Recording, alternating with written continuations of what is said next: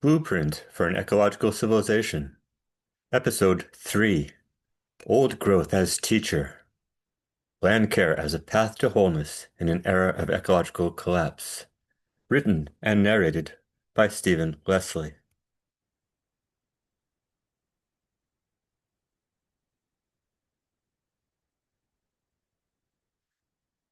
A quote from Winona LaDuke. I do not believe that time is linear. Instead, I have come to believe that time is in cycles, and that the future is part of our past, and that the past is a part of our future. Always, however, we are in new cycles. The cycles omit some pieces and collect other pieces of our stories and our lives. That is why we keep the names, and that is why we keep the words, to understand our relationship to the whole and our role in the path of life. Winona LaDuke, from Last Standing Woman, 2018. Back in 1980, when I was enrolled as a student at Goddard College in Vermont, I took a class on the wild edible plants of spring, which consisted almost entirely of field trips to a variety of habitats to observe flowering ephemerals as they emerged in seasonal succession from wetlands, meadows, and forests. Of all the diverse landscapes we visited, from a bog harboring insectivorous pitcher plants and wild orchids, to a great blue heron rookery high in the treetops on the edge of a beaver meadow, the most memorable visit for me was the hike we took to visit a remnant old-growth forest on the slopes of a knoll known locally as Lord's Hill.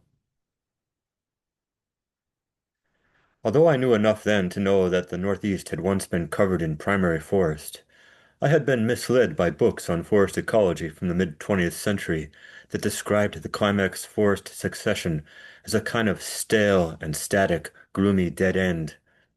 The claim was that a plucky squirrel could climb a tree on the Atlantic coast and nary touch the ground till it reached the mighty Mississippi. Then I found myself standing in this 25-acre island of hardwood that had somehow miraculously escaped the bite of axe and saw. Situated on the lee side of the mountain, the old forest had even survived the 1938 hurricane, which took down many of the last remaining old-growth stands in the region. Walking into that ancient grove was like stepping through a portal in time. Imagine for a moment that you are transported back into the forest world that existed in New England prior to European settlement. The first thing to strike you is the astoundingly enormous trees, with branchless boles extending up to 60 feet before rising through distinct trophic layers, each with its own ensemble cast of songbirds, caterpillars, spiders, and ants, mosses and lichens, all finally capped by vertiginous crowns, haphazard in their aspect through all the contingencies of windstorms and lightning strikes over the course of centuries. Topmost branches spreading into the light at a height of 150 feet or more. At a glance, you begin to take note that there are also trees of every size and age. The tree's species profile is diverse, with yellow beech, birch, hard maple, oaks, hickories, and the occasional clusters of hemlocks in the hollows. The canopy structure is multi-level, and there are gaps. Nothing is neat and tidy. There are snags and tons of deadwood scattered round. Seedlings rise up from the rich humus accumulating on old logs. The fruiting bodies of fungi grow out of everything. The forest cover beneath your feet feels soft and spongy. Your steps hardly make a sound. There are greater varieties of wildflowers and understory shrubs than you've ever seen. Liverworts, mosses, and lichen cover root-rimmed boulders with plush green carpets and drape off trunks and limbs. Fronds of ferns grow thick where the shade is deepest. The place teems with wildlife and birdsong. Ubiquitous beaver dams slow down water and create open meadows. Salmon, shad, and trout brim the frequent brooks and streams. Now that they have become so rare, comprising less than 0.5% of forest cover in New England, entering an old-growth stand can feel like entering a cathedral. It feels sacred. You realize that there was a time when everywhere was sacred. Thereafter, anywhere you go in New England, you remember that all this was once ancient forest, and you understand how desecrated the landscape now is. But once you've trod over the deep duff of the old woods, the seeds of a vision have been planted in you. You realize that the only thing that prevents a return of the old forest and a human society that co-evolves with it is the limits of our imagination. For me, it was as if that trip to Lord's Hill had planted a seed within. Over time, as the seed took root in my soul, I began to realize that not only had my visit to the ancient forest given me a glimpse of the past, it had also offered me a pathway to the future. Vermont is often described as a place with poor, thin, and rocky soils, but that measure is based on what remained after the forest was cut down. Ever since the Laurentide Glacier that once covered the entire Northeast with ice over a mile thick made its final retreat 12,000 years ago, trees have been the dominant vegetation. The soils of these primary forests were characterized by deep layers of duff, protecting a complex mycorrhizal fungi dominant microbiome overlaid over thick seams of stable humus and mineral-rich subsoil. Unlike tropical rainforests, whose soils are so microbiologically active that they don't accumulate a lot of organic matter, temperate forests are really good at storing up layers of fixed carbon. The soil of an old-growth forest is like a giant sponge that traps rainwater, holds it, and slowly releases it back into the environment. Early settlers reported bumper yields of wheat from their cleared fields, far exceeding what they had experienced farming the already worn-out soils of southern New England. For a time prior to westward expansion, the Champlain Valley was known as the breadbasket of New England.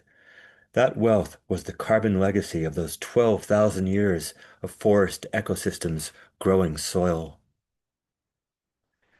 It is only because New England is a humid, non-brittle environment that the forest has returned. This is a place where trees will grow on top of rocks. In other regions of the continent, where the native ecosystem was as drastically disturbed, such as parts of the Southwest and the Great Plains, the land has not recovered and the process of desertification quickly sets in. Currently, about one-third of the land base in the U.S. is undergoing desertification, a process whereby human-caused disturbance leads directly to the local climate becoming more arid, and with the subsequent diminished capacity for ecological productivity and a loss of biodiversity. About 40% of the land in the U.S. is considered at high risk of desertification. Much of this land is west of the Mississippi, which is where the majority of U.S. agricultural production takes place. The Dust Bowl era of the 1930s that afflicted the Great Plains and turned millions of farm families into refugees was a textbook case of this process. A dust bowl is defined as an area of land where vegetation has been lost and soil reduced to dust and eroded, especially as a consequence of drought in conjunction with unsuitable farming practices. This was a human-caused ecological catastrophe fueled by a boom in wheat exports to Europe. Native grasslands have a tremendous resilience in withstanding drought, with 60 to 90% of their biomass being under the ground, while plowed ground has almost none. The Dust Bowls were a perfect storm of reckless farming practices colliding with protracted drought. It is a process which continues to the present and in many cases is amplified by the effects of climate change. Over the last 2 decades, windbreaks and shelter belts established by the Conservation Corps under FDR's New Deal have been removed to make room for planting more corn and soy.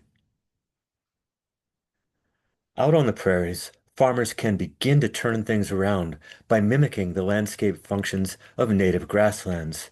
Strategies such as organic no-till and the inclusion of strips of native prairie can transform toxic monocrops into regenerative systems. Annual agriculture occupies 50% of the terrestrial surface of this planet. 70% of the fresh water used by humanity is devoted to agricultural purposes. The biggest user of irrigation in the US is lawns. One half of all arable land on planet Earth is already degraded or desertified. Less than 5% of the continental US landscape remains ecologically intact. Here in Vermont, it is estimated that fully one half of our soils have eroded since the 18th century. We have lost 30% of our prime ag lands since 1987. That's more than 100,000 acres. Clearly, we are on the wrong path and desperately need to find a new way. What can we learn from what has worked in the past that will help us chart this new way forward? In the context of the northeastern U.S., we would do well to take the soil health of the ancient old-growth forests as the baseline measure for soil health on our farms. If we consider how the soil health principles are exemplified in an intact old-growth forest system and then mimic those functions in our management practices, then we have before us the opportunity to heal and regenerate our land and to respond in a most powerful and meaningful way to the challenges of a changing climate. Now is the time for us to explore the intersectionality of farm and forest. How do we replicate a mature, complex, self-organizing ecosystem like an old-growth forest within our agricultural production systems? The best place to begin is by studying the traditional environmental knowledge of the original inhabitants of this land. The practices of agroforestry are directly inspired by indigenous and traditional land caretaker practices developed over thousands of years across our global community. These systems utilize trees, crops, and livestock in intimate contextual combinations to produce positive ecological, social, and economic outcomes. Through the widespread adoption of agroforestry practices, we can mitigate climate change, adapt to abrupt environmental changes, and engage in restoration. We can resume our role as a keystone species and co-evolve resilient, fully functioning landscapes that sustain regenerative livelihoods while restoring biodiversity.